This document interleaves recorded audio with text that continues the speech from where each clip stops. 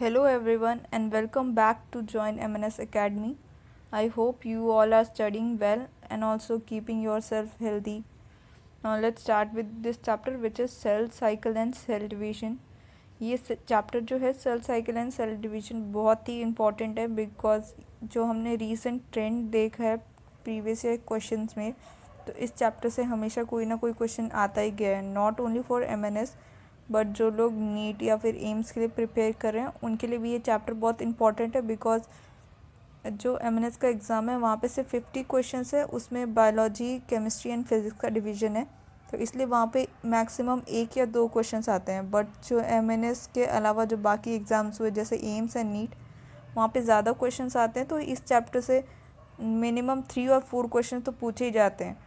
तो ये चैप्टर जितने भी एग्ज़ाम्स है जहाँ पे बायोलॉजी से क्वेश्चन पूछे जाते हैं वहाँ से इस चैप्टर से पक्का कोई ना कोई क्वेश्चन आता ही है। तो आप इस चैप्टर को बहुत अच्छे से कंप्लीट करना कि आपका कोई क्वेश्चन इस चैप्टर से छूटे नहीं। और ये चैप्टर इजी भी है और इसमें स्पेसिफिकली दो टाइप्स के क्वेश्चंस ही आते हैं, मतलब 2 टॉपिक से क्वेश्चन आते हैं। एक इंटरफेस से मैक्सिमम क्वेश्चन होते हैं एंड अदर मियोसिस 1 से होते हैं। तो अगर आप एकदम लैक ऑफ टाइम हो कि आपके पास कुछ है नहीं कि अभी कहाँ से पढ़े क्या छोड़े, एकदम एग्ज़ाम से 1 वीक पहले जब आप रिवीजन कर रहे हो, तो इस चैप्टर के ये जो 2 टॉपिक हुए, जो इंटरफेस हुआ एंड मियोसिस 1, इनको तो किसी हाल में छोड़ना ही नहीं है क्योंकि मैक्सिमम क्वेश्चन इसी 2 टॉपिक से पूछे जाते हैं।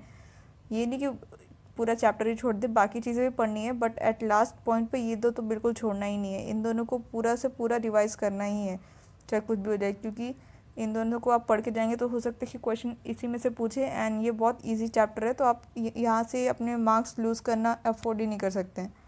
तो अब चलो अब ये चैप्टर स्टार्ट करते हैं। Firstly we start with the introduction.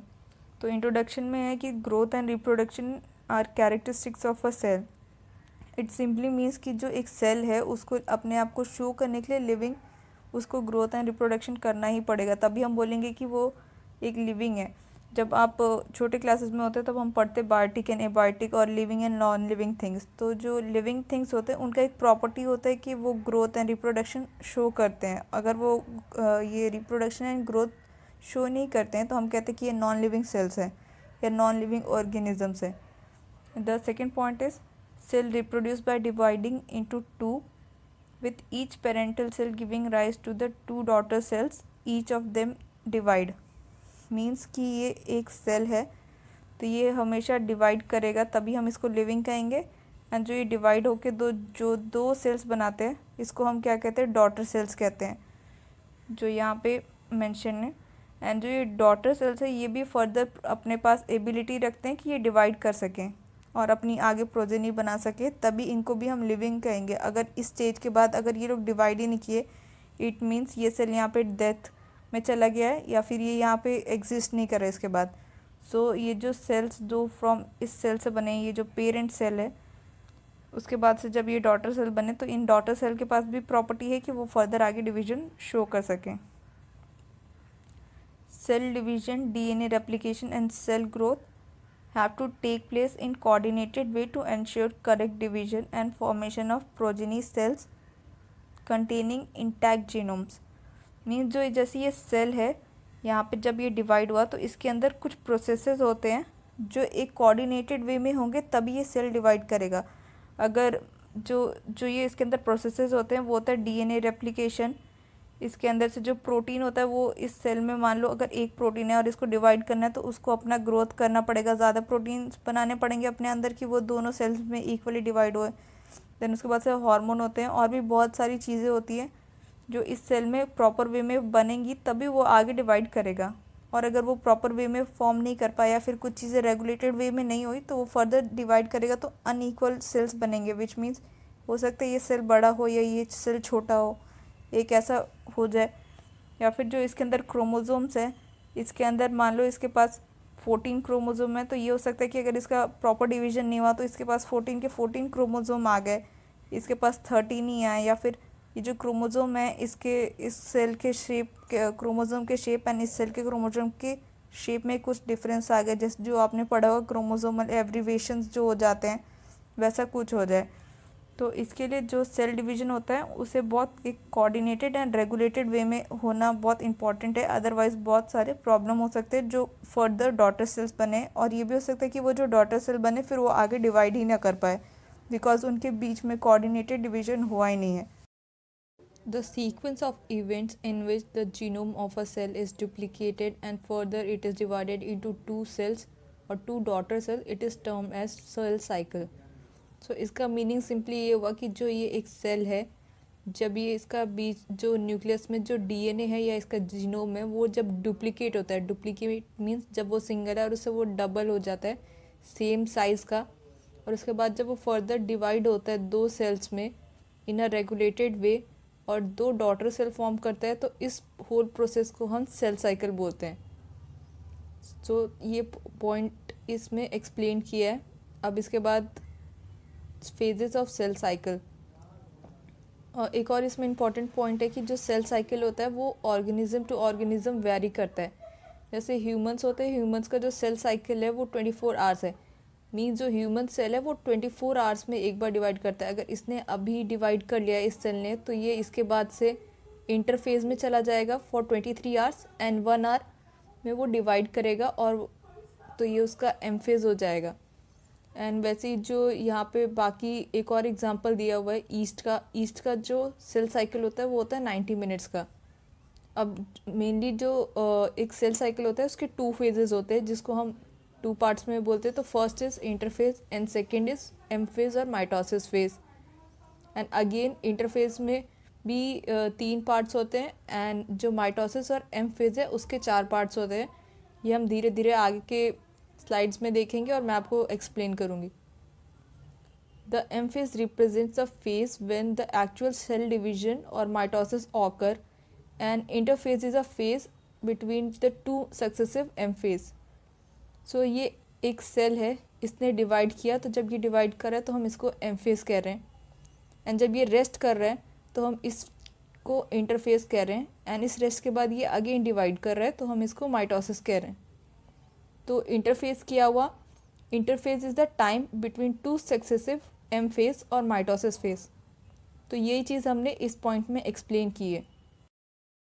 M phase starts with nuclear division, which is known as karyokinesis, and it is further followed by cytokinesis, or which is division of cytoplasm. So अब जो एक cell है तो cell में पहले karyokinesis होती है. Karyokinesis means division of nucleus और उस न्यूक्लियस और डीएनए. सो ये एक सेल है एंड ये इसका न्यूक्लियस है.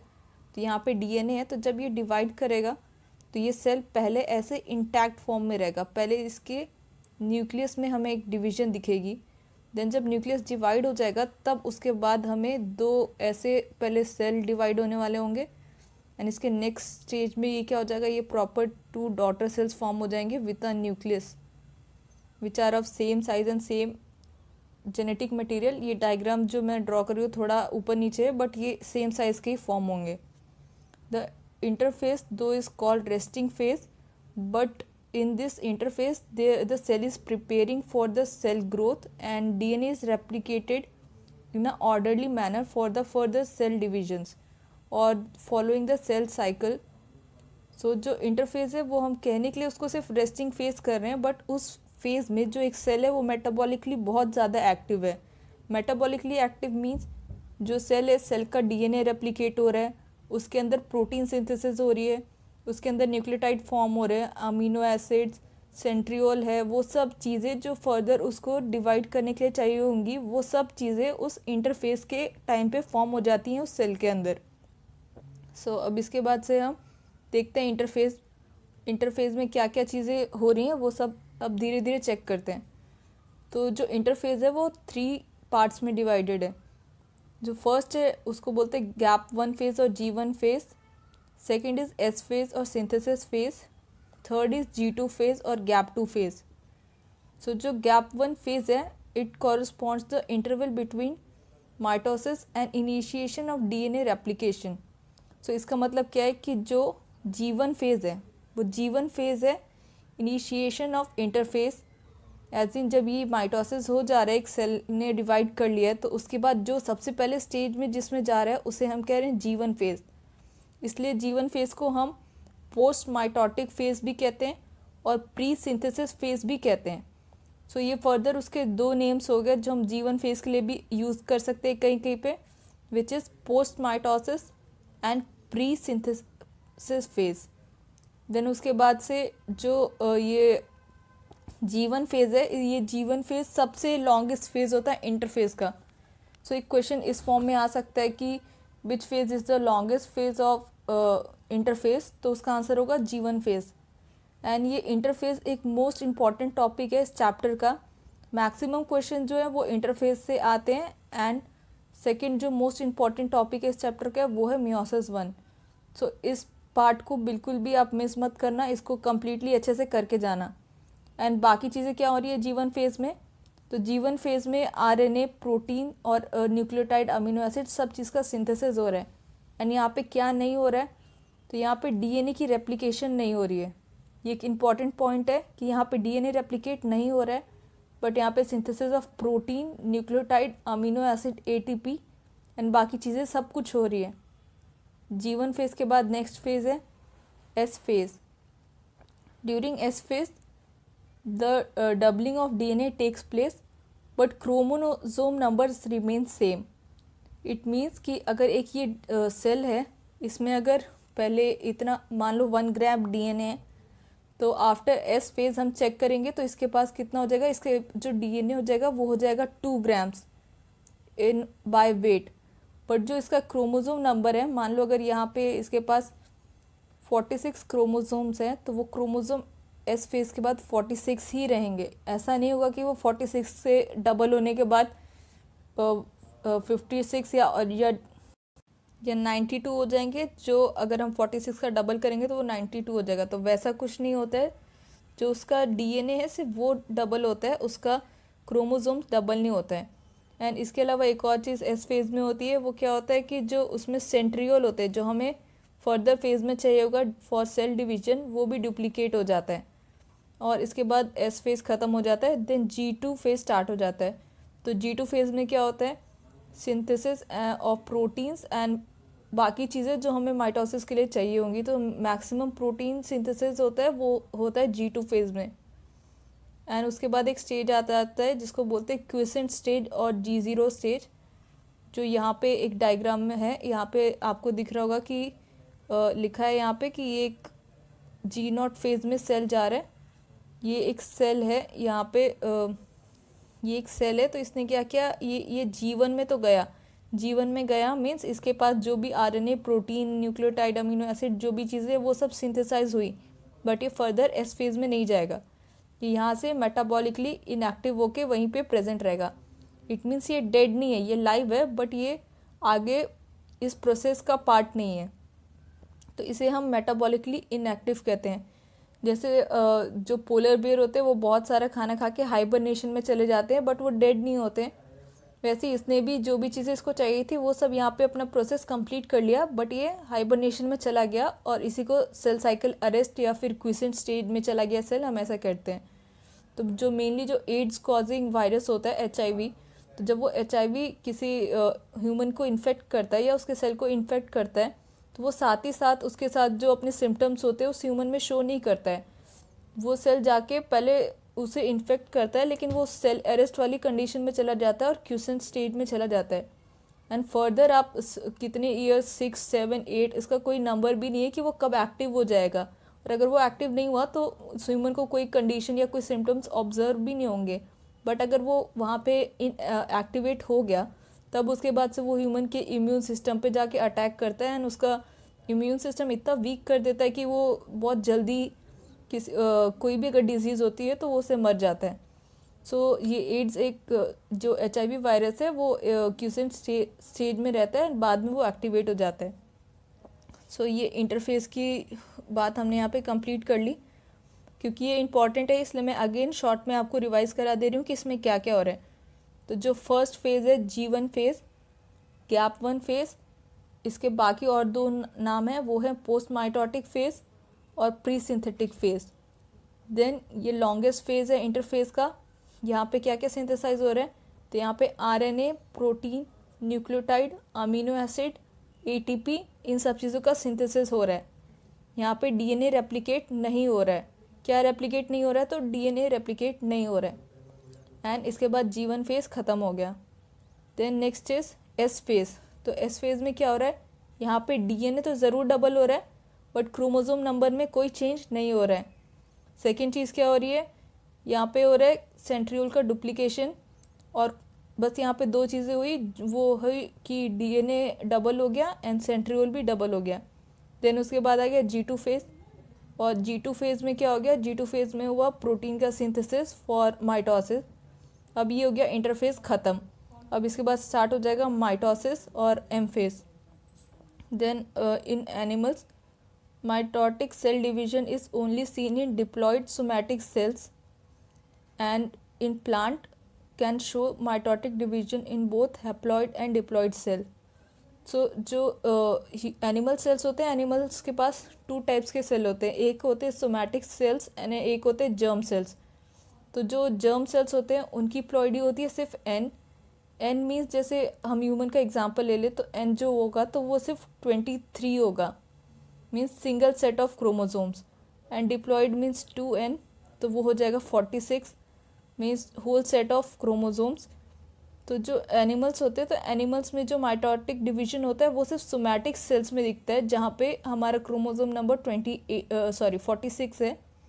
बट एनिमल सेल में जो ये माइटोटिक डिवीजन है ये बोथ टाइप के सेल में दिख जाता है, जो हैप्लॉइड है उनमें भी और जो डिप्लॉयड है उनमें भी। तो जैसे अगर एक माइटोसिस डिवीजन हुआ, तो अगर ये एक हमारे पास सेल है,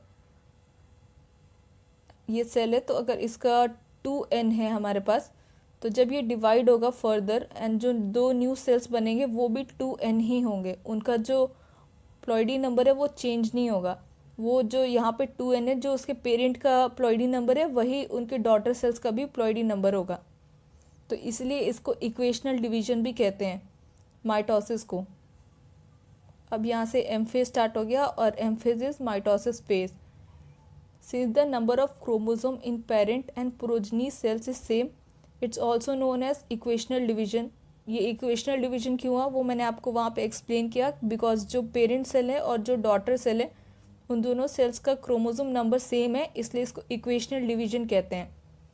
देन जो माइटोसिस है, माइटोसिस के भी 4 स्टेजेस है, prophase, metaphase, anaphase and telophase. अब इन चारों स्टेजेस को हम धीरे धीरे चेक करते हैं कि इनमें क्या क्या इवेंट्स हो रहे हैं, क्योंकि क्वेश्चंस उनसे ही पूछा जाएगा कि विच फेज में क्रोमोसोम का कंडेंसेशन हुआ, या फिर किस फॉर्म में स्पिंडल फाइबर अटैच हुए, या फिर कब डिवाइड होने लग गया। इन स्टेजेस के बीच में से ही कहीं ना कहीं से क्वेश्चंस आएंगे। So the first phase is prophase. तो प्रोफेज कब आता है? जब जो सेल है उसने G1 क्रॉस कर लिया, S क्रॉस कर लिया, G2 क्रॉस कर लिया, देन वो प्रोफेज आता है। तो फिर प्रोफेज में क्या होता है? प्रोफेज में जो सेंट्रियोल्स हैं वो मूव करते हैं टूवर्ड्स पोल, एंड जो क्रोमोसोम मटेरियल होता है वो इससे पहले स्टेजेस में ऐसा थ्रेड की तरह होता है, तो उसको क्रोमैटिन कहते हैं। तो ये धीरे धीरे कंडेंस होना स्टार्ट होता है। तो ये एक डायग्राम है, यहाँ पे देख सकते हो कि ये जो ग्रीन के में शो किया है यहाँ पे, ये सेंट्रियोल है और इसको सेंट्रोसोम भी कहते हैं। तो ये धीरे धीरे मूव कर रहा है पोल्स की तरफ। जो ये नेक्स्ट डायग्राम में देख रहे हो कि ये पूरे एकदम पोल में की तरफ पहुँच गया है, और इसी स्टेज में होता है condensation of chromatin material, and ये क्रोमोसोम की फॉर्म में आने लग जाता है इसी स्टेज में, विच इज़ प्रोफेज। तो प्रोफेज में जो हमारा क्रोमोसोम्स होता है वहाँ पे हमें दिखता है कि 2 क्रोमैटिड्स हैं, बीच में एक सेंट्रोमियर है, और वो इस फेज में जैसा हम रफली क्रोमोसोम ड्रॉ करते हैं उस फॉर्म में आ जाता है वो प्रोफेज में। एंड इसी स्टेज में ये जो स्पिंडल फाइबर्स है वो फॉर्म होने लग जाते हैं, एंड ये एक तरह से इनिशिएट करता है कि हाँ अब ये पोल्स में जाएंगे। इसके बाद इनके बीच में एक फरो या फिर सेल प्लेट बनता है, जिसके बाद ये डिवाइड करते हैं। तो ये यहाँ पे इनिशिएट होने लग जाता है, यहाँ पे ये माइक्रोट्यूब्यूल, स्पिंडल फाइबर्स एंड ये सारी चीज़ें आने लग जाती है जो यहाँ पे उसको अरेंज करती हैं, एंड ये धीरे धीरे एक दूसरे से दूर होने लगते हैं। देन प्रोफेज के बाद आता है metaphase. Metaphase chromosome is made up of 2 sister chromatids which are held by centromere. तो प्रोफेज जब स्टार्ट होता है तो हमें दिखता है कि जो क्रोमोसोम है यहाँ पे उसके बीच में एक सेंट्रोमियर है, एंड ये पूरा एक क्रोमोसोम के फॉर्म्स में जहाँ पे इसके 2 सिस्टर क्रोमैटिड्स है, and a small disc structure attach at the centromere called kinetochores. Where spindle fibres attach. तो ये सेंट्रोमियर जो है इसके बीच में काइनेटोकोर होता है, तो जो स्पिंडल फाइबर फॉर्म होते हैं वो इस काइनेटोकोर पे ही अटैच होते हैं। Chromosome are moved to spindle equator and get aligned along the metaphase plate through spindle fibres to the both poles. So इस डायग्राम से देख सकते हो कि ये यहाँ पे जो है ये सेंट्रोमियर है, और ये बीच में जो छोटा सा पर्पल दिख रहा है वो पर्पल जो है वो सेंट्रोमियर है, और ये पिंक टाइप का जो दिख रहा है, एक मिनट में यहाँ पे कलर चेंज करके ट्राई करती हूँ। ये जो हल्का सा येलो है, मान लो ये पूरा एक बड़ा सा क्रोमोसोम है, तो ये जो एक सेकेंड, हाँ ये मान लो ये पर्पल वाला पूरा एक क्रोमोसोम है, ये इसका सेंटर है, तो ये जो सेंटर है यहाँ पे अटैच होगा, यहाँ पे होगा काइनेटोकोर। तो ये जो येलो येलो स्पिंडल फाइबर्स है वो काइनेटोकोर पे अटैच होंगे एंड इसको स्ट्रेच करेंगे कि ये सेल उसके बाद डिवाइड कर सके। एंड ये सब एक प्लेन में ही अरेंज हैं, इस अरेंजमेंट को ही बोलते हैं मेटाफेस प्लेट। एंड ये इस पे ही अरेंज होते हैं। सेल जब डिवाइड होता है तो ये एक दूसरे से अपार्ट हो जाते हैं। एंड जो एक स्पेसिफिक और इंडिकेटिंग पॉइंट मेटाफेस का हुआ वो ये हुआ कि जो सेल्स हैं वो मेटाफेस प्लेट पे अलाइन हो जाते हैं एक मेटाफेस प्लेट पे, एंड स्पिंडल फाइबर अटैच हो जाता है क्रोमोसोम के काइनेटोकोर पे। सो अगर आपको बताना होगा स्पेसिफिक फीचर ऑफ मेटाफेस तो वो ये दो हो गए। देन मेटाफेस के बाद next stage is anaphase. So anaphase में क्या होता है? Anaphase, at onset of anaphase, each chromosome arranged at metaphase plate is split simultaneously and two daughter chromatids begin to migrate at opposite poles. So जैसे last phase में क्या था कि ये जो भी सेल्स है वो सब एक मेटाफेज प्लेट पे यहाँ पे अरेंज्ड है। तो एनाफेज जैसे ही स्टार्ट होगा ये धीरे धीरे ऑपोजिट पोल्स पे जाने लगेंगे विथ अटैच स्पिंडल फाइबर्स। ये जो क्रोमोसोम्स हैं ये ऐसे वी शेप में दिखेंगे, जैसे कि उनकी जो आर्म्स है एक तरफ लटकी हुई हैं और ये एक दूसरे के साथ ऑपोजिट पोल में जा रहे हैं क्योंकि यहाँ पे स्पिंडल फाइबर अटैच्ड हैं। एंड बस एनाफेज में इतना ही होता है कि ये एक दूसरे से टूट जाते हैं और उसके बाद से ये टूवर्ड्स पोल जाने लग जाते हैं, and this ends the anaphase. And इसके बाद जो नेक्स्ट फेज है वो स्टार्ट हो जाती है विच इज़ टीलोफेज। तो टीलोफेज में क्या हो रहा है कि ये धीरे धीरे डिवाइड हो गया। अब यहाँ पे देख रहे कि ये एक दिख रहा है यहाँ पे हमें डायग्राम में कि ये एक सेल, ये अपने आप अलग सेल बन गया एंड ये एक अलग सेल बन गया। तो chromosome cluster at opposite spindle poles decondense and lose their individuality. So जो क्रोमोसोम है वो जो अभी तक के स्टेजेस में पूरे क्रोमोसोम के फॉर्म में थे वो अब धीरे धीरे डीकंडेंस हो जाने लगते हैं। मीन्स वो अब धीरे धीरे एक थ्रेड के फॉर्म में आने लग जाते हैं, जैसा वो जब वो क्रोमैटिन था तो उसकी तरह होने लग जाता है। बिकॉज ये न्यू सेल बना है तो अभी वो क्रोमैटिन के फॉर्म में अगेन आएगा, एंड अगेन अगर इसको डिवाइड करना है तो अगेन ये इंटरफेस में बाकी सारी चीज़ें अपने लिए इकट्ठी करेगा, प्रोटीन्स, न्यूक्लियोटाइड्स एंड सब कुछ, एंड देन अगेन ये प्रोफेज में अपने आप को कंडेंस करेगा। तो अब ये इसका एंड होने वाला है माइटोसिस का, इसलिए ये अगेन एक थ्रेड की फॉर्म में आ गया है। एंड धीरे धीरे जो यहाँ पे अब ये जो जेनेटिक मटेरियल आ गया है तो ये जो सेल है ये यूकैरियोटिक सेल है, तो अब इसको अपनी जो ऑर्गेनली से उन्हें प्रॉपरली असेंबल करना है। तो इसलिए अब जब ये इसका न्यूक्लियस है ये क्रोमैटिन है इसको मिल गया तो अब ये धीरे धीरे इसके अराउंड में एक न्यूक्लियर एनवेलप बनाएगा, न्यूक्लियोलस, गोल्गी कॉम्प्लेक्सेस और ईआर, धीरे धीरे सब कुछ उसके अंदर फॉर्म होने लगेगा क्योंकि अब तो इसने माइटोसिस कर लिया एंड इसके पास जो उसने एक सेल से स्टार्ट किया था अब यहाँ पे 2 सेल्स आ गए हैं। तो माइटोसिस का मेन एम यही था ना कि जो सेल है हमारे पास वो 2n ही रहे एंड फर्दर हमें 2 सेल्स भी मिल जाए। तो अब हमें यहाँ पे 2 सेल्स मिल गए जिनका क्रोमोसोम नंबर 2n ही है एंड उसके पास सारी चीज़ें हैं जो इस पेरेंट सेल के पास थी, एज इन उसके पास न्यूक्लियस है, न्यूक्लियर एनवेलप है, गोल्गी कॉम्प्लेक्सेस, ईआर, जो भी चीज़ें थी वो सब मिल गया एंड माइटोसिस अब यहाँ पे कंप्लीट हो जाता है। अब यहाँ पे सेल्स तो फॉर्म हो गया, अब इसने न्यूक्लियस हो गया, मीन्स अब ये माइटोसिस में हमारा क्या हो गया, ये कैरियोकाइनेसिस हो गया क्योंकि यहाँ पे न्यूक्लियस डिवाइड हो गया। बट अभी भी साइटोप्लाज्म डिवाइड नहीं हुआ है, मीन्स अभी हमारा साइटोकाइनेसिस रहता है। तो अब जब एम फेज का टीलोफेज ख़त्म हो जाएगा तब उसके बाद से स्टार्ट हो जाता है साइटोकाइनेसिस। सेल डिवाइड होता है 2 सेल्स फॉर्म करने के लिए। तो जो एनिमल सेल होता है तो एनिमल सेल में एक फरो फॉर्म होता है, जैसे ये सेल है तो अगर ये एनिमल सेल है तो इसमें अब हमारे यहाँ पे न्यूक्लियस तो प्रॉपरली डिवाइड हो चुका है, तो जो यहाँ पे एक धीरे धीरे डीपेंड होता जाएगा ऐसे और धीरे यहाँ से फ्रॉम साइटोप्लाज्म फॉर्म होगा टूवर्ड्स द सेंटर, तो उसे हम सेल फरो कहते हैं। तो ये एनिमल सेल में हमें ऑब्जर्व होता है। लेकिन जो एक प्लांट सेल होता है, मान लो अब यहाँ पे न्यूक्लियस डिवाइड हो गया, तो इसमें from centre towards the plasma membrane form होता है एक, और इसको सेल प्लेट कहते हैं। तो जो साइटोकाइनेसिस एनिमल सेल में होती है वो होती है एक फरो के फॉर्म में, एंड जो प्लांट सेल में होती है वो सेल वॉल फॉर्म होती है from centre towards the plasma membrane, और उसको सेल प्लेट कहते हैं, जिसके वजह से साइटोकाइनेसिस होता है। जो मैंने आपको कहा कि सेल प्लेट के फॉर्म में होता है, वो चीज़ यहाँ पे एक्सप्लेन की गई है कि कैसे सेल प्लेट फॉर्म होता है। एंड ये जो सेल प्लेट है ये बाद में मिडल लैमेला फॉर्म करता है उस सेल का। अब कुछ कुछ सेल होते हैं तो उसमें जब कैरियोकाइनेसिस हो गया उसके बाद से वहाँ पे कैरियोकाइनेसिस के बाद से साइटोकाइनेसिस नहीं हो पाता है। तो जब साइटोकाइनेसिस नहीं हो पाता है वो बार बार कैरियोकाइनेसिस ही करते रहते हैं। मतलब अगर ये सेल है, इसने न्यूक्लियस यहाँ पे अपना डिवाइड कर लिया, ये 2 हो गए, उसके बाद से अगर यहाँ साइटोकाइनेसिस नहीं हो पाया तो अगेन यहाँ पे अगेन इसी वाले न्यूक्लियस में उसका डिवीजन हो गया, तो ये छोटे छोटे 2 न्यूक्लियस बन गए, इसमें भी और 2 न्यूक्लियस बन गए, और ये होल सेल हो गया। तो यहाँ पे मल्टीपल टाइम कैरियोकाइनेसिस हो जाता है, तो वहाँ उस कंडीशन को हम क्या बोलते हैं, सिनकाइटियम। और ये कहाँ ऑब्जर्व होता है, इसका एग्जाम्पल है कोकोनट एंडोस्पर्म, लिक्विड एंडोस्पर्म। जो कोकोनट का जो वाटर होता है वो किसका रिजल्ट है, वो रिजल्ट है मल्टीपल कैरियोकाइनेसिस का, उसको कहते हैं सिनकाइटियम। सो ये एक एग्जांपल याद रखना, ये भी एक इम्पॉर्टेंट क्वेश्चन हो सकता है कि सिनकाइटियम कहाँ होता है या फिर लिक्विड एंडोस्पर्म कहाँ ऑब्जर्व होता है।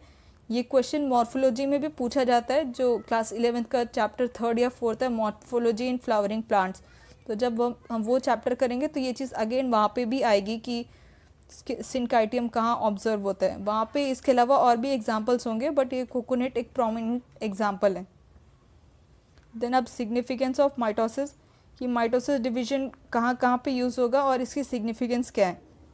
So mitosis is a equational division. ये तो हमने देख ही लिया कि जो डिप्लॉयड सेल है तो वो डिप्लॉयड सेल को अपना अगर क्रोमोसोम नंबर सेम ही रखना है एंड अपने जैसा सेम जेनेटिकली अगेन एक और सेल चाहिए, या फिर हमारे पास मान लो एक ये कोई भी ऑर्गन फॉर्म हो रहा है यहाँ पे प्लांट का या ह्यूमन का है, तो अब वहाँ पे हर सेल का क्रोमोसोम नंबर तो डिफरेंट नहीं होगा, और इस एरिया को हमें लेकिन सेल से भरना ही है, क्योंकि कोई एरिया जो है वो फ्री नहीं है वहाँ पे, मतलब एम्प्टी स्पेस नहीं है। तो हम यहाँ पे ज़्यादा सेल्स चाहिए विद सेम, तो हम यहाँ पे कौन सा डिवीजन करेंगे, यहाँ पे माइटोसिस करेंगे कि यहाँ पे सारे सेल्स जो फॉर्म हो उनका क्रोमोसोम नंबर सेम हो। तो यहाँ पे कौन सी डिवीजन होगी, माइटोसिस डिवीजन, और उसको हम इक्वेशनल डिवीजन भी कहते हैं। Then second point, mitosis result in production of diploid daughter cell with identical genetic complement.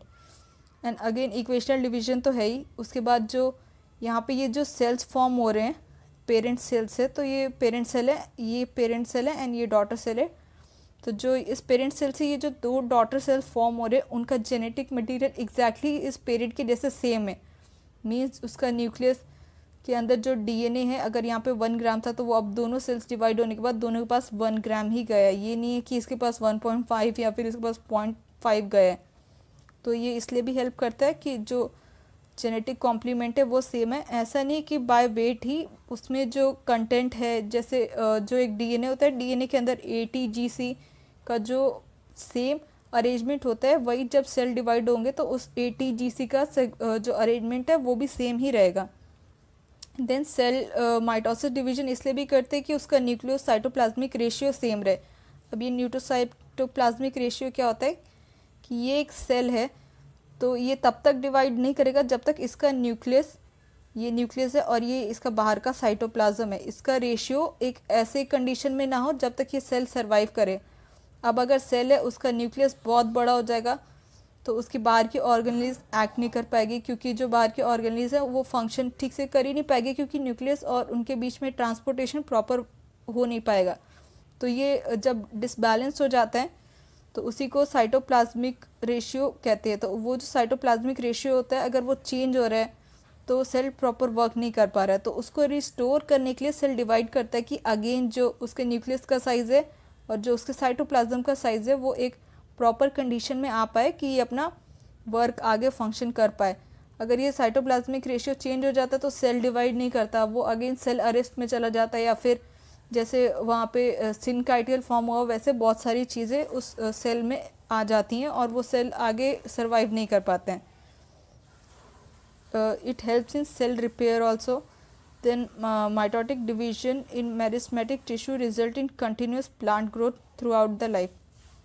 सो जो ये माइटोसिस है ये जो प्लांट सेल होते हैं उसमें मेरिस्मेटिक टिश्यू में ऑब्जर्व होते हैं, और जो मेरिस्मेटिक टिश्यू होते हैं वो लाइफ लॉन्ग डिवाइडिंग सेल्स होते हैं, जैसे जो और एपिकल मेरिस्टेम होते हैं, लेटरल मेरिस्टेम्स होते हैं। तो जो प्लांट होता है जो उसकी टिप पे जो यहाँ पे सेल्स होते हैं वो लाइफ लॉन्ग डिवाइड करते ही रहते हैं। तो वहाँ पे कौन सी डिवीजन होती है, वहाँ पे माइटोसिस डिवीजन ऑब्जर्व होती है। Now we have completed the first type of division, which is mitosis, and we will be starting second type of division, which is meiosis. The kind of cell division that reduces the chromosome number by half result in production of haploid daughter cell.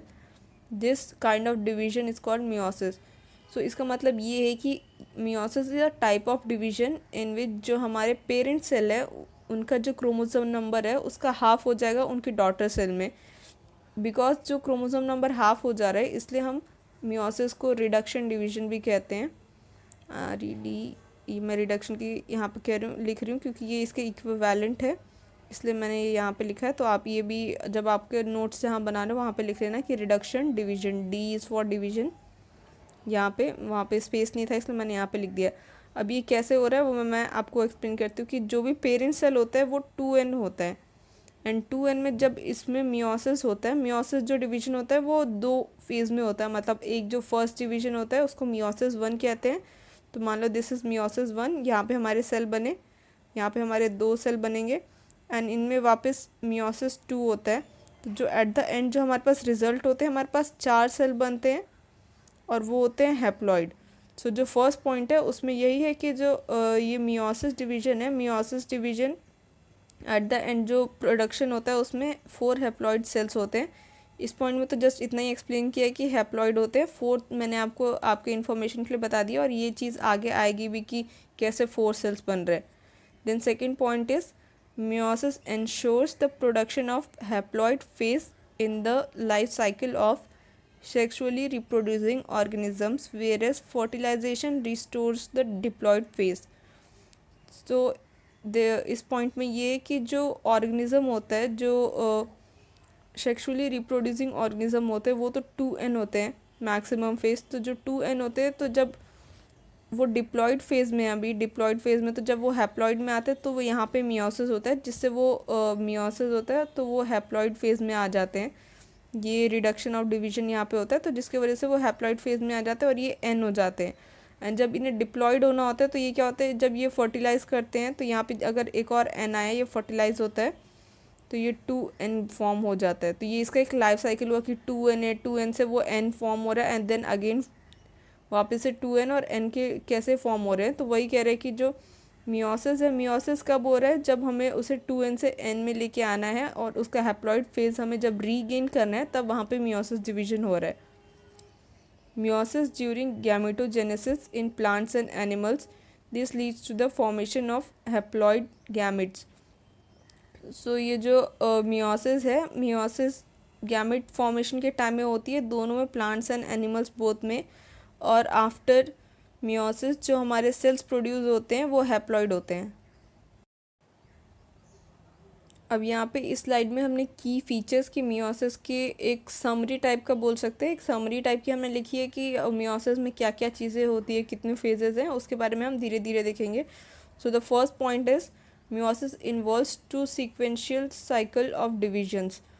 First is meiosis 1 and second is meiosis 2। ये मैंने आपको बताया कि जो ये एक parent cell है which is 2n, तो इसमें 2 साइकिल ऑफ डिवीजन होंगे। तो जिसमें जब फर्स्ट साइकिल ऑफ डिवीजन होगा तो यहाँ पे 2 सेल्स बनेंगे, यहीं पे इनका क्रोमोसोम नंबर हाफ हो जाएगा। देन अगेन इन दोनों सेल्स में डिवीजन होंगे, एंड फर्दर इस सेल से भी 2 सेल बनेंगे एंड इस सेल से भी 2 बनेंगे। तो जो एट द एंड हमारे पास जो सेल्स बनेंगे वो 4 होंगे और सारे हैप्लॉइड होंगे।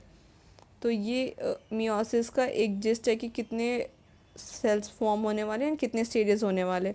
एंड इसमें एक इम्पॉर्टेंट पॉइंट है, वो इम्पॉर्टेंट पॉइंट ये है कि जो साइकिल ऑफ डीएनए रेप्लिकेशन होता है वो एक ही बार होता है। जो डीएनए रेप्लिकेशन होता है वो हमारे इंटरफेस के एस फेज़ में होता है।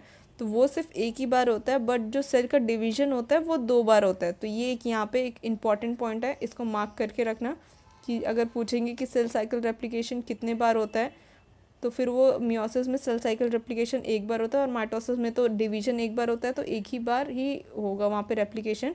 But in case of meiosis because यहाँ पे 2 बार डिवीजन हो रहा है, तो ये नहीं है कि यहाँ पे डीएनए का रेप्लिकेशन भी 2 बार होगा, डीएनए का रेप्लिकेशन ओनली वंस हो रहा है। Then the second point is meiosis involves pairing of homologous chromosomes and recombination between non-sister chromatids of homologous chromosomes. So अब यहाँ पे एक दो टर्म्स है, मैं वो एक्सप्लेन कर देती हूँ पहले कि यहाँ पे जैसे होमोलोगस क्रोमोसोम्स है एंड देन उसके बाद से क्रोमैटिड्स वगैरह हैं, तो वो सब क्या है। तो जैसे कि एक ये क्रोमोसोम है, ये मान लो पैटर्नल साइड से है, एंड मैं यहाँ पे कलर चेंज कर लेती हूँ, हाँ ये मैटर्नल साइड से है। इसको मान लो ये ब्लू वाला जो है, ये ब्लू वाला पैटर्नल से है एंड ये ब्लैक वाला क्रोमोसोम जो है ये है मैटर्नल से। सो अब जब फर्टिलाइजेशन हो जाता है, मियोसिस जनरली उन सेल्स में होता है जो डिप्लॉयड होते हैं। तो अब ये है, मान लो ये हमारा डिप्लॉयड सेल है 2n है, ये एक सेल के अंदर ही हमारे पास 2 क्रोमोसोम्स है। तो होमोलोगस क्रोमोसोम्स क्या होते हैं, तो जैसे आपने वो केस देखा होगा मेंडल का, जैसे जिसमें हम पढ़ते पी प्लांट, तो उसमें एक ही हाइट एक ही कैरेक्टर होता है, बट उसको रिप्रेजेंट करने के लिए हमारे पास 2 होते हैं, एक टॉल होता है एक शॉर्ट होता है, तो हम उसको एक कैपिटल टी एंड एक स्मॉल टी से हम वहाँ पे उसको डिनोट करते हैं। इट मीन्स कि हाइट के लिए हमारे पास 2 टाइप के जीन है जो उसे रिप्रेजेंट कर रहे हैं इन अ सेल। तो जैसे ये एक सेल है, तो इस सेल का ये एक टाइप का ही क्रोमोसोम है, मान लो ये हाइट वाला ही क्रोमोसोम है, और ये जो ब्लैक है ये टॉल के लिए है and blue one is for short.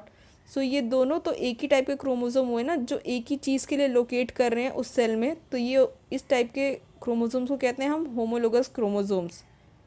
अब नॉन सिस्टर क्रोमैटिड्स क्या हैं, अब ये ब्लैक वन है और ये ब्लू वन है, तो जो इसके क्रोमैटिड्स क्या होते हैं, ये तो क्रोमोसोम हुआ, ये इसकी आर्म को ही हम क्रोमैटिड्स कहते हैं। तो अगर ये अपनी आर्म के साथ ही कोई रिएक्शन करिए, इसके साथ अटैच हो जाए, तो हम उसको कहेंगे सिस्टर क्रोमैटिड्स। बट ऐसा होता नहीं है कभी सेल में कि वो अपने ही क्रोमैटिड्स के साथ कुछ वहाँ पे रिएक्ट कर रहा है।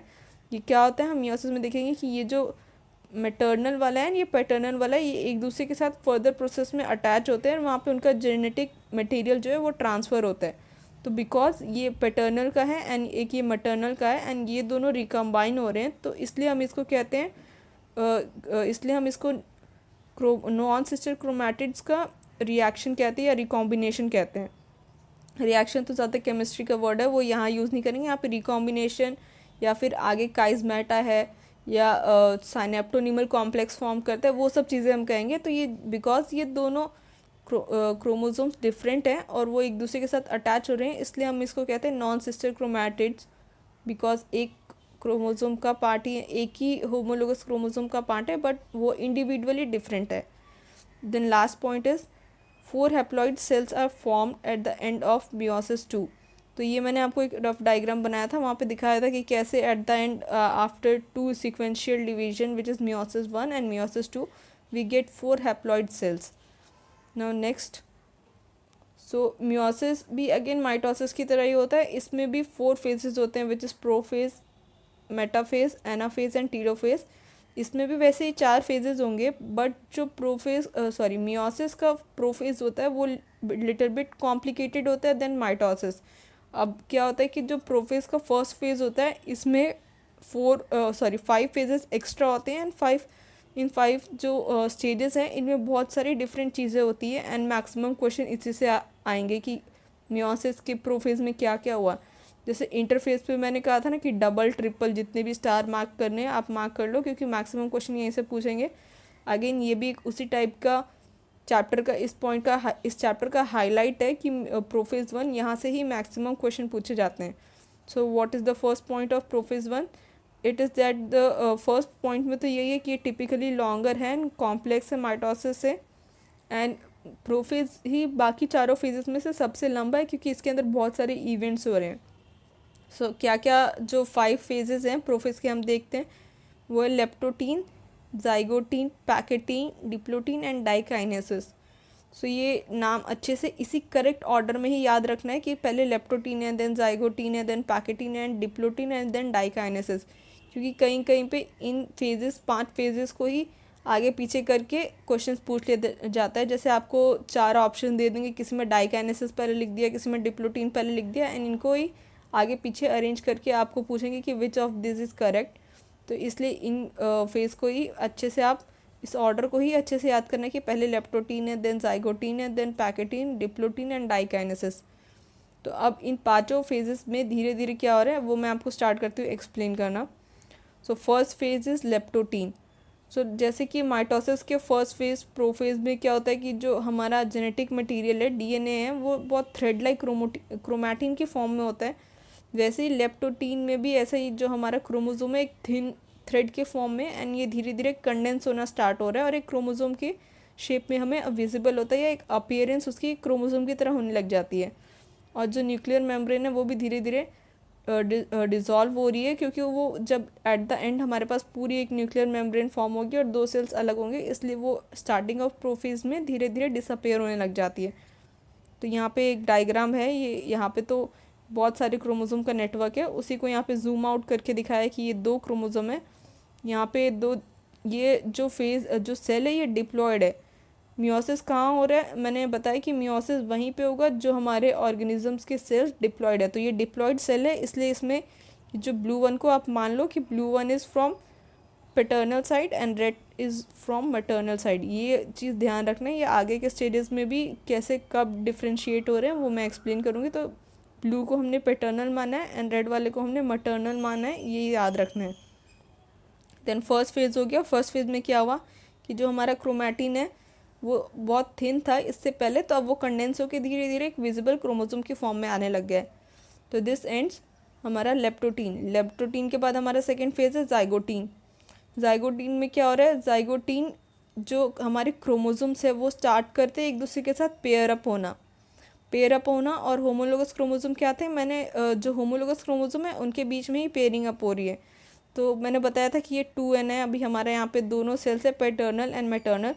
तो यहाँ पे क्या हो रहा है, देख रहे हो कि जो ब्लू वन है जो पैटर्नल साइड से है एंड जो ये रेड वन है जो मैटर्नल साइड से है, वो दोनों यहाँ पे एक दूसरे के साथ अटैच हो रहे हैं। तो जहाँ पे वो अटैच हो रहे हैं उस उनकी अटैचमेंट के इस प्रोसेस को हम कहते हैं साइनेप्सिस।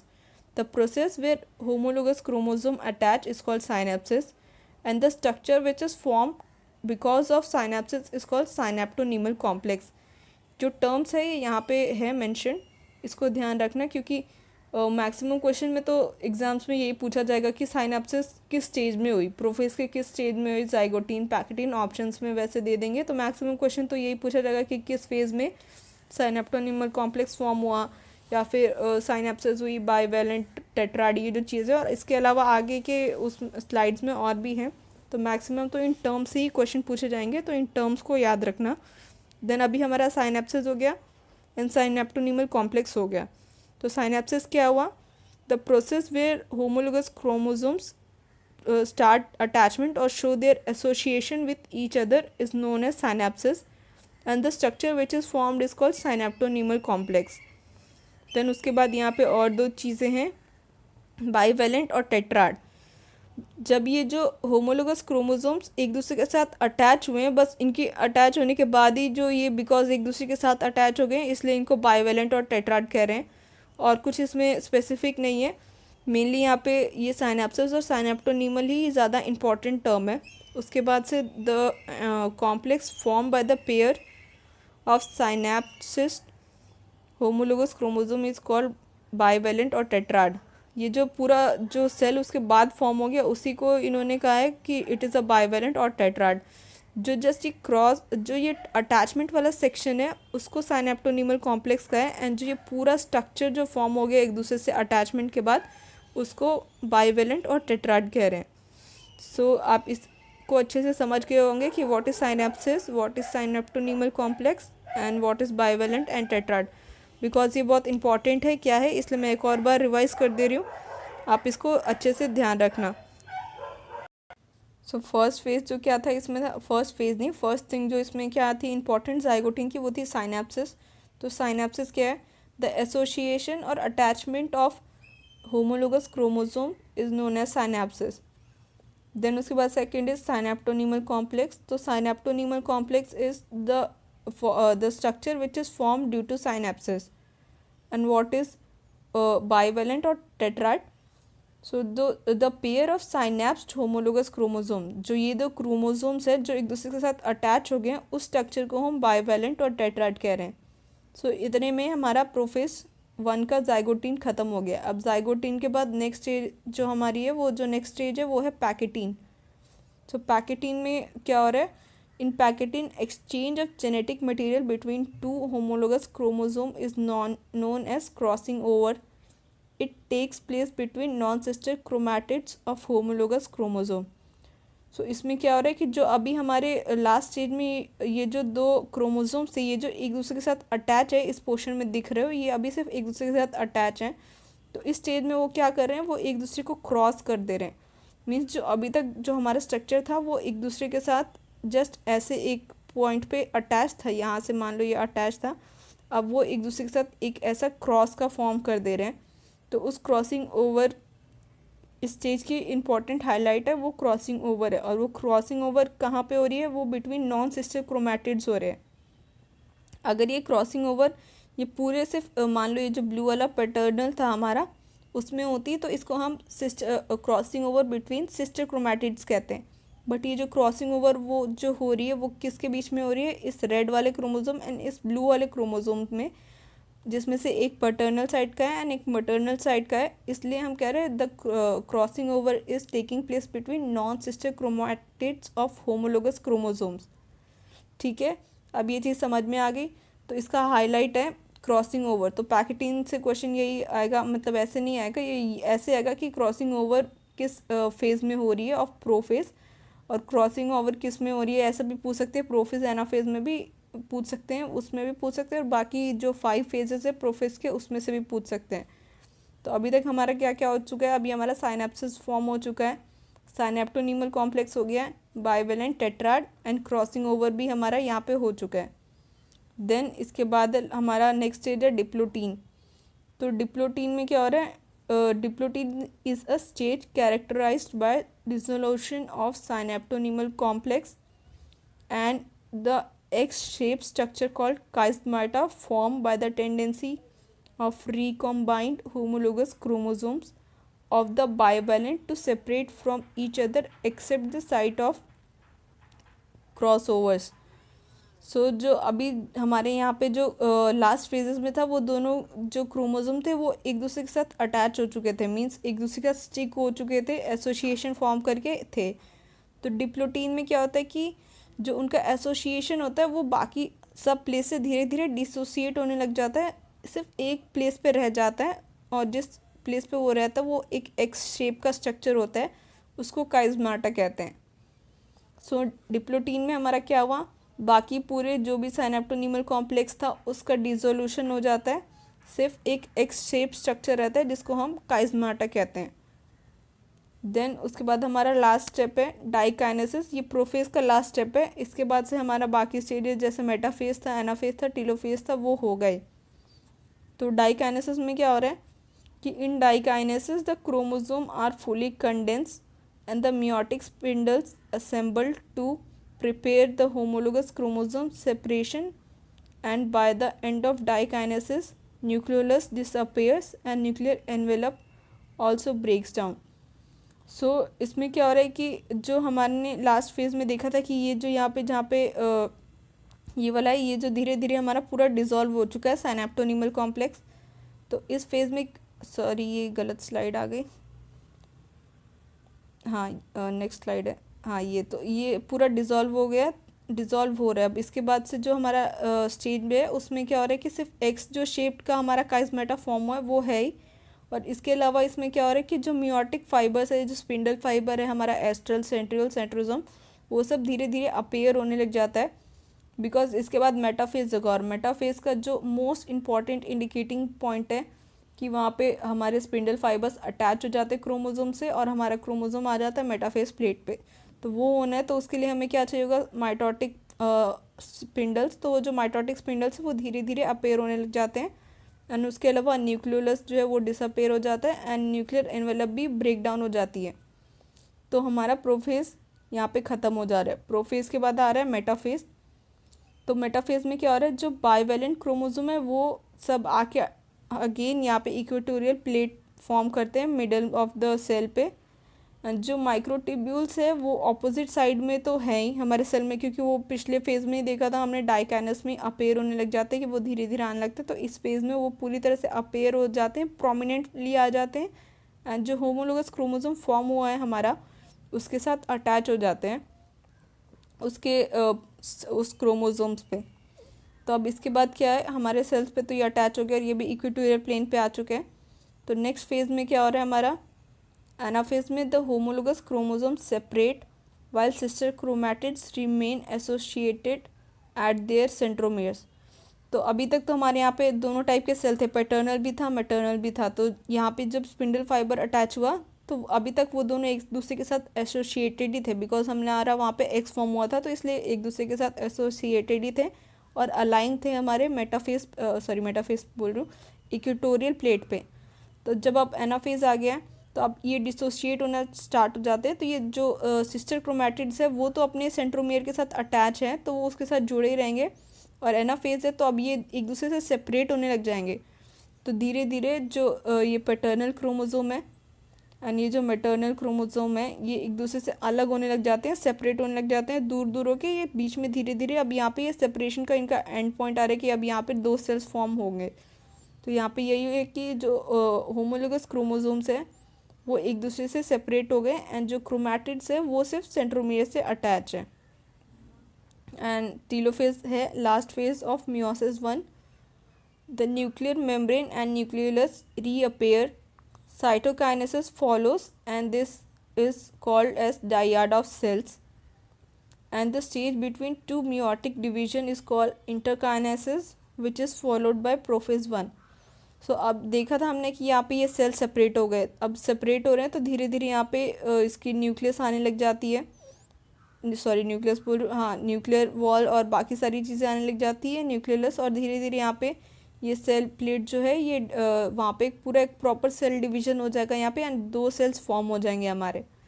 और जो सेल्स फॉर्म हो रहे हैं उनको हम, जो फॉर्म होने के बाद जो स्ट्रक्चर हो रहा है उसे डायड ऑफ सेल कह रहे हैं। और अब जब ये हो गया तो हमारे पास एक ये सेल बचा, यहाँ पे हमारा एन हो गया और यहाँ पे भी हमारा एन हो जाएगा।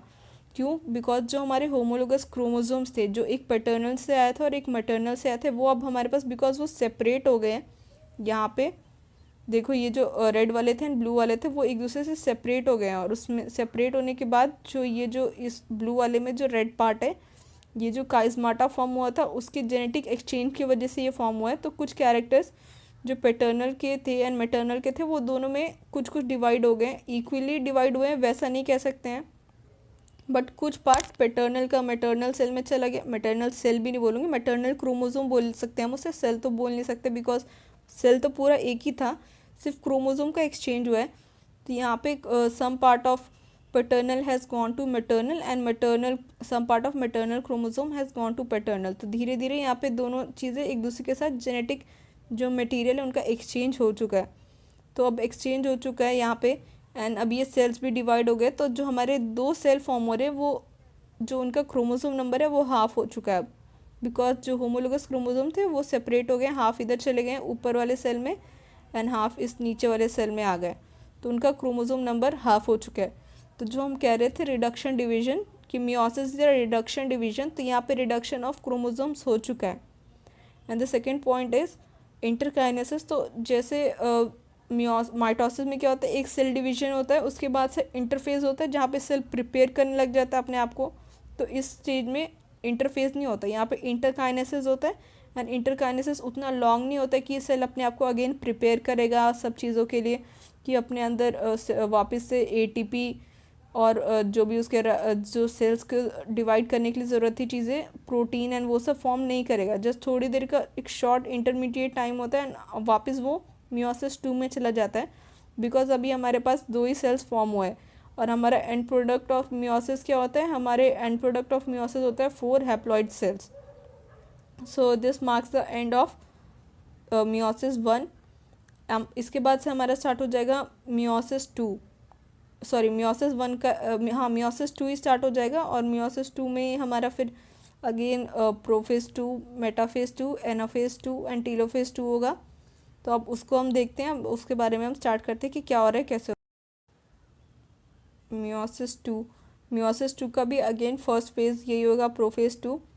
फर्स्ट पॉइंट प्रोफेज का है, in contrast to meiosis one, meiosis two resembles a normal mitosis. जो मियोसिस वन था, मियोसिस वन कॉम्प्लेक्स था क्योंकि जो उसका प्रोफेज था, प्रोफेज में बहुत सारी चीज़ें होती है जैसे डिप्लोटीन, जाइगोटीन, पैकेटीन, डाइकाइनेसिस हैं, तो उन सब में बहुत सारी चीज़ें हो रही हैं, इसलिए वो थोड़ा कॉम्प्लेक्स हो जाता है। बट जो प्रोफेज टू है, प्रोफेज टू का मियोसिस टू में उतनी सारी चीज़ें नहीं होती है। वो जब हम पढ़ेंगे तो भी देखेंगे वो सिंपली एक नॉर्मल माइटोसिस की तरह ही है। जैसे माइटोसिस में हम देखते हैं कि हमारा क्रोमोसोम फॉर्म हो रहा है एंड धीरे धीरे जो हमारा न्यूक्लियर मेम्ब्रेन है वो डिसअपेयर हो रही है, बस वही चीज़ें होती है in the prophase two. So prophase two, the nuclear membrane disappear by the end of prophase two and the chromosome again become compact. So जो हमारे क्रोमोसोम्स है वो अभी तक जैसे इंटरकाइनेसिस हो जाता है, डिवाइड होने के बाद जो थिन होते हैं वो अगेन कॉम्पैक्ट हो जाते हैं, कंडेंस हो जाते हैं। जो न्यूक्लियर मेम्ब्रेन, बिकॉज हमारे लास्ट सेल स्टेज में क्या होता है कि हमारे सेल डिवाइड है तो न्यूक्लियर मेम्ब्रेन फॉर्म हो जाती है, सेल वॉल फॉर्म हो जाती है, सब कुछ फॉर्म होकर प्रॉपर 2 सेल्स फॉर्म हो जाते हैं। तो अब ये दोनों सेल सेपरेटली अगेन डिवाइड करने वाले हैं। तो अभी हमारा यहाँ पे जो न्यूक्लियर मेम्ब्रेन सेल वॉल है वो विद इन ईच सेल धीरे धीरे डिसअपेयर होने लग जाता है। इस सेल का जो न्यूक्लियर मेम्ब्रेन है वो भी डिसअपेयर होने लग जाएगा धीरे धीरे, एंड इस वाले सेल का भी जो न्यूक्लियर मेम्ब्रेन है वो भी धीरे धीरे डिसअपेयर होने लग जाएगा। तो प्रोफेज टू में क्या हो रहा है कि हमारा न्यूक्लियर जो मेम्ब्रेन है वो डिसअपेयर हो रहा है एंड जो क्रोमोसोम है वो कॉम्पैक्ट और कंडेंस फॉर्म में आ चुका है। देन मेटाफेज का इंपॉर्टेंट पॉइंट अगेन वही रहेगा कि वो अगेन इक्वेटर पे आ जाते हैं। तो इसमें क्या हो रहा है, the chromosome aligning at the equator and the microtubules from opposite poles of the spindle get attached to the kinetochore of sister chromatids. अभी हमारे पास क्या हो रहा था, वहाँ पे जो अटैच हुए थे क्रोमैटिड्स के बाद, तो जो होमोलोगस क्रोमोसोम्स थे, अब यहाँ पे होमोलोगस क्रोमोसोम का पार्ट नहीं है बिकॉज जो वो होमोलोगस क्रोमोसोम है वो अभी तक हमारे डिवाइड हो चुके हैं। अब हमारे पास सिर्फ एक ही क्रोमोसोम बचा है एक सेल में, एक क्रोमोसोम बोल रही हूँ, नहीं क्रोमोसोम्स तो बहुत सारे होंगे बट हमने यहाँ पे for better understanding of our हमने लिया कि एक ही क्रोमोसोम के साथ हम पूरा समझने की कोशिश करें। तो अब जो ये एक क्रोमोसोम बचा है हमारा वो सिर्फ एक ही क्रोमोसोम है, होमोलोगस क्रोमोसोम का पार्ट नहीं है। उस जो होमोलोगस क्रोमोसोम था उसका एक पार्ट यहाँ पे चला गया है एंड एक पार्ट यहाँ पे चला गया है, which was paternal and maternal. तो अब जो यहाँ पे है, तो यहाँ पे क्या हो रहा है कि अब ये जो क्रोमोसोम्स हैं वो इक्वेटर पे आ गए, ये रहा इसका इक्वेटर, सेंटर पे आ गए एंड उसके साथ हमारे जो स्पिंडल फाइबर है वो अटैच हो जा रहे हैं उसके सिस्टर और काइनेटोकोर पे भी और उसके सिस्टर क्रोमैटिड्स पे भी, तो अटैच हो गए। एंड एनाफेज में क्या होता है कि एनाफेज में जो ये एक दूसरे से दूर होने लग जाते हैं, पोल्स की तरफ जाने लग जाते हैं एंड उसके बाद से ये सिस्टर क्रोमैटिड से स्प्लिट हो जाते हैं। तो यहाँ पे इस पॉइंट में यही है कि the simultaneous splitting of the centromere from each chromosome allowing them to move toward opposite pole of the cell by shortening the microtubule attach to the kinetochores. तो इस फेज़ में यही हो रहा है कि जो दो हमारे सेल फॉर्म हुए थे वहाँ पे आफ्टर मियोसिस वन, उन दोनों सेल्स में क्या हो रहा है, स्प्लिटिंग ऑफ क्रोमोसोम हो जा रहा है। उसके जो क्रोमैटिड्स थे उसके साथ हमने नेक्स्ट लास्ट फेज़ में देखा कि माइटोटिक स्पिंडल्स अटैच हो गए हैं, तो अब वो एक दूसरे से दूर होने लग जा रहे हैं एंड वो स्प्लिट हो गए हैं। तो अब नेक्स्ट फेज़ में क्या हो रहा है, टीलोफेज में the two group of chromosomes once again get enclose by nuclear envelope. जो अब हमारा इसमें जो है ये यहाँ पे देख रहे हो धीरे धीरे यहाँ से स्प्लिट हो जाएंगे। तो नेक्स्ट फेज़ में क्या हो रहा है कि ये धीरे धीरे अब यहाँ पे स्प्लिट होने लग जा रहे हैं एंड यहाँ पे हमारा जो न्यूक्लियर एनवेलप है वो अगेन डेवलप हो जाएगा, अगेन सेल वॉल डेवलप हो जाएगी और एट द एंड हमारे पास इस जो पूरे डिवीजन का रिजल्ट होगा कि 4 हैप्लॉइड सेल फॉर्म हो जाते हैं। तो अब आपको समझ में आया कि जो ये फर्स्ट था हमारा 2n था, जो एक रेड था और एक ब्लू था पैटर्नल एंड मैटर्नल से, तो जब वो फर्स्ट डिवीजन हुआ, जो मियोसिस वन हुआ, मियोसिस वन के बाद हमारे 2 सेल्स फॉर्म हुए थे हैप्लॉइड विच वर n। तो यहाँ पे हो गया था reduction of chromosomes. Then again जो हमारा मियोसिस टू हुआ, इसमें हुआ पूरा प्रोसेस सेम वैसे ही इसमें हुआ और इसमें हुआ, दोनों सेल्स में इक्वली चीज़ें हुई जैसे हुआ। मैंने बताया कि कब मेटाफेज हुआ तो वापस सेकेंड फेज में उसका कंडेंसेशन हुआ, देन उसमें मेटाफेज प्लेट में वहाँ पे वो सारे क्रोमोसोम अलाइन हुए, इक्वेटर पे उस पर स्पिंडल फाइबर अटैच हुए, एनाफेज में कैसे वो दूर हुए एक दूसरे से पोल से, एंड वहाँ पे शॉर्टनिंग होने लगी उसके माइक्रोट्यूब्यूल्स की, एंड टीलोफेज में कैसे वहाँ पे पूरे वो सेल डिवाइड हो गए, एंड उसके बाद वहाँ पे न्यूक्लियर एनवेलप और सेल वॉल फॉर्म हो गई, और एट द एंड हमारे पास यहाँ पे 4 सेल्स फॉर्म हुए जो सारे के सारे हैप्लॉइड है, एन है। तो अब हमने मियोसिस भी कर लिया, माइटोसिस भी कर लिया। अब लास्ट चीज़ इसमें बची है वो है सिग्निफिकेंस ऑफ मियोसिस। तो मियोसिस का सिग्निफिकेंस क्या है, मियोसिस हम क्यों पढ़ रहे हैं या फिर ये एक सेल के लिए क्यों इम्पॉर्टेंट है, तो वो देखते हैं। Meiosis is mechanism by which conservation of specific chromosome number of each species is achieved across generation in sexually reproducing organism। सो इसका मीन ये है कि जो मियोसिस है वो जो एक ऑर्गेनिज्म है उसको, जो उसका फेज़ है, जो उसके क्रोमोसोम्स हैं उसको मेंटेन करने में हेल्प कर रहा है। मान लो अब ये 2n है, एक सेल है, और जब ये फर्टिलाइज कर रहा है या फिर फॉर्म हो रहा है, अगेन एक और 2n के साथ अगर ये फर्टिलाइज कर देगा तो ये फॉर्म हो जाएगा 4n। अगेन अगर ये 4n के साथ करेगा तो ये 4 + 4 18n हो जाएगा, बट ऐसा होता नहीं है। तो मियोसिस क्या कर रहा है, मियोसिस हेल्प कर रहा है हमें जो उस ऑर्गेनिज्म का एक्चुअल क्रोमोसोम नंबर है उसको कंजर्व करके रखने में। Second point is it also increase genetic variability in the population of organism. अब इसके मियोसिस की वजह से जेनेटिक वेरिएबिलिटी कैसे हो रही है, हमने देखा था कि जो मियोसिस 1 है, मियोसिस 1 में हमारा मियोसिस के प्रोफेज 1 में हमारा क्रॉसिंग ओवर हो रहा है। क्रॉसिंग ओवर जब हो रहा है तो वहाँ पे एक्सचेंज ऑफ जेनेटिक मटेरियल हो रहा है between paternal and maternal chromosome. तो जब वहाँ पे पैटर्नल और मैटर्नल क्रोमोसोम के बीच में जेनेटिक मटेरियल चेंज हो रहा है तो जो हमारे पास ऑफस्प्रिंग और या जो हमारे पास उसका रिजल्टिंग सेल बन रहा है उनके जो कैरेक्टर्स है वो उनके पेरेंट्स से थोड़े से डिफरेंट है, पूरे सेम नहीं है। जैसे माइटोसिस में तो हमारा कोई क्रॉसिंग ओवर हुआ ही नहीं, तो जो हमारे सेल्स फॉर्म हुए हैं वो एग्जैक्टली सेम है उसके पेरेंट्स से, तो वहाँ पे जेनेटिक वेरिएबिलिटी बिल्कुल होती ही नहीं है। और मियोसिस में क्या होता है कि जो मियोसिस में सेल फॉर्म हुए बिकॉज ऑफ क्रॉसिंग ओवर, तो जो वो सेल्स फॉर्म होते हैं वो एग्जैक्टली सेम ना हो करके उनमें कुछ ना कुछ चेंजेस होता है। तो जो मियोसिस होता है, मियोसिस की वजह से जेनेटिक वेरिएबिलिटी एक ऑर्गेनिज्म में शो करती है। And last point of this is it result in reduction of chromosome number by half. तो क्रोमोसोम नंबर हाफ हो रहा है, ये भी एक बहुत इंपॉर्टेंट फीचर है मियोसिस का, बिकॉज हाफ हो रहा है इसलिए हम अगेन जब फर्टिलाइजेशन में जा रहे हैं 2n फॉर्म कर पा रहे हैं। नहीं तो जो अगर ये डिवीजन बार बार होता रहा, मान लो 4n 6n 8n, तो उससे एक जो सेल है या एक ऑर्गेनिज्म है उसका क्रोमोसोम नंबर बहुत बढ़ता जाता है। एंड ऐसा जो क्रोमोसोम नंबर है वो बहुत ज़्यादा, सिर्फ एक ही सेल के अंदर, सेम टाइप ऑफ सेल के अंदर अलग अलग क्रोमोसोम नंबर होंगे तो उनके अंदर बहुत सारे डिफेक्ट्स हो सकते हैं, और जो उनका फर्दर सेल साइकिल है या जो उनको प्रोटीन फॉर्म हो रहे हैं उसके अंदर पे या जो बाकी चीज़ें हैं वो सही नहीं होगी, तो वो एक डिफेक्टिव ऑर्गेनिज्म होगा। तो रिडक्शन ऑफ क्रोमोसोम एक सेल में या एक ऑर्गेनिज्म में इंपॉर्टेंट फीचर हो जाता है। And lastly thank you for watching this video, and I hope you like this video, and also आपको ये सारी चीज़ें जो भी मैंने पढ़ाई वो समझ में आ गई हो गई। ये चैप्टर बहुत इंपॉर्टेंट है तो प्लीज़ इसको अच्छे से करके जाना। एंड थ्योरी के तो जो क्वेश्चन है वो आएंगे, इसके अलावा इसमें एक और टाइप के क्वेश्चन आते हैं। वो जनरली ऐसे क्वेश्चन होते हैं कि अगर हमें 200 रूट टिप सेल्स फॉर्म करने हैं तो हमें कितने डिवीजन करवाने होंगे। तो ये क्वेश्चन मैं जो बोल रहा हूँ आप उसको सुनना, मैंने यहाँ पे वो स्लाइड ऐड नहीं की है, मैं यहाँ पे एक्सप्लेन कर दे रही हूँ कि मान लो एक ये सेल है, रूट टिप जो सेल होते हैं वहाँ पे जनरली माइटोसिस होता है, ये रूट टिप है। यहाँ पे जो सेल है हमें यहाँ पे चाहिए 200 cell to form 200 cells of root tip. How many mitotic division should be given place, should take place. So ऐसे क्वेश्चन पूछे जाते हैं जो छोटे छोटे न्यूमेरिकल होते हैं, वो based on this cell cycle and cell division होते हैं। तब हमें कितने सेल्स फॉर्म करने, 200। तो हमने देखा कि हमारा माइटोसिस, यहाँ पे माइटोसिस कराना है, रूट टिप में ओनली माइटोसिस होता है। जो माइटोसिस एक और डिफरेंस है mitotic cell and meiotic cell में, जो माइटोसिस होता है वो सेल हमेशा डिवाइड करते रहते हैं। जैसे रूट टिप है वो मोस्ट ऑफ द टाइम अपने लाइफ में डिवाइड करते रहते हैं, और जहाँ पे मियोसिस होता है वो उतना डिवाइड नहीं करते, उतना फास्ट डिवाइडिंग सेल्स नहीं होते हैं। तो क्या हो रहा है कि माइटोसिस डिवीजन में क्या हो रहा है कि एक डिवीजन जब हमारा हो रहा है तो कितने सेल फॉर्म हो रहे? 2।